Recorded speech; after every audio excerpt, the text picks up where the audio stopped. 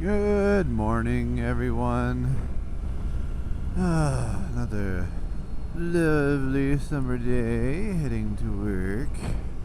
I was expecting it to be a little colder this morning, but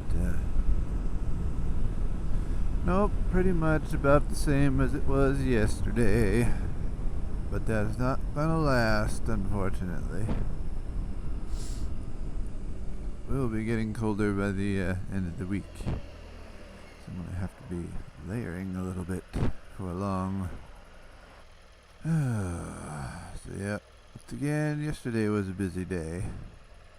Spent a lot of time working on that Shapeways store, trying to get the mounts and holders and all those 3D printable goodies that I've been working on for y'all ready to go.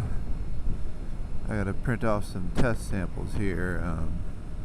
Well, I'm not gonna print them. Shapeways will be. And see how they their printing processes fare in terms of the end product. Never actually worked with laser sintered nylon before, so I'm curious to see how that process translates into a real world object. Be exciting. And there's no way I'll be able to ever afford one of those machines. Way out of my budget by like a lot. Best I can hope for is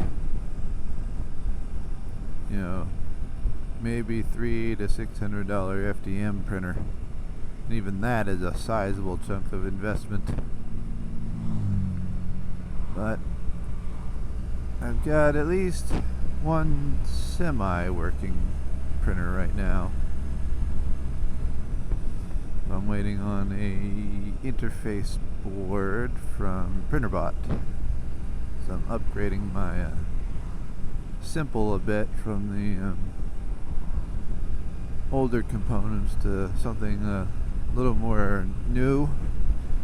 It's a newer interface board actually connects via Wi-Fi and offers cloud printing services, so I don't have to have a tether connected to the printer, which is quite nice because I don't like cables. Also lets me ventilate it a little better. Is printing in ABS? Ooh, nasty stuff. Great material for the end result, but printing it, ugh, makes all sorts of nasty fumes.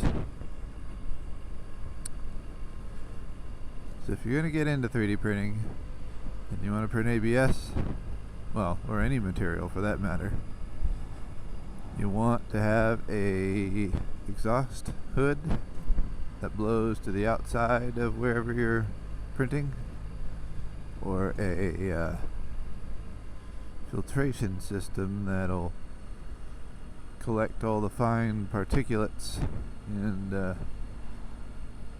off gases through activated carbon filtration.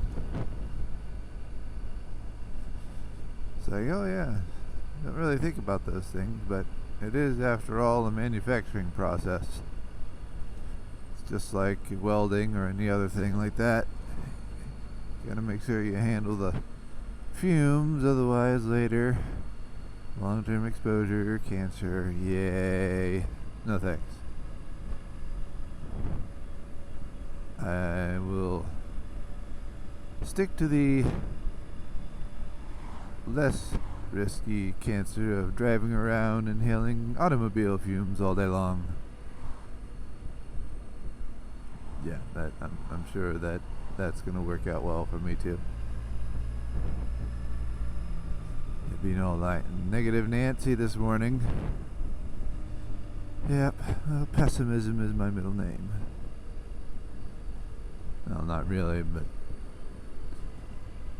I'm sure my fiance would agree with that assessment. I get paid until Wednesday to fix something on the bike. Got a control module out on the right side. When I originally routed the running light wiring in my mirror on the right side, made it a little bit too pinchy. Since these mirrors have motors in them that retract them in and out, got the wires caught and shorted out the control module. I thought I had routed them well enough, but over time it wore a hole right through the insulation. Awesome. So this time I rerouted it through the center of the mirror hub. So there's nothing for it to rub against. That's the reason I didn't do that before. It was because it was a rather tight fit with the existing cabling in there for the mirror motor and such. But this time I just stuck a single strand, I think it was 12 gauge solid, made myself a little fish tape kind of thing, pulled them on through. I just need to get the module in place, get that rewired, and then I will have running lights again on that side. Well, I'm almost to work, so I'm going to say later, peeps. See ya.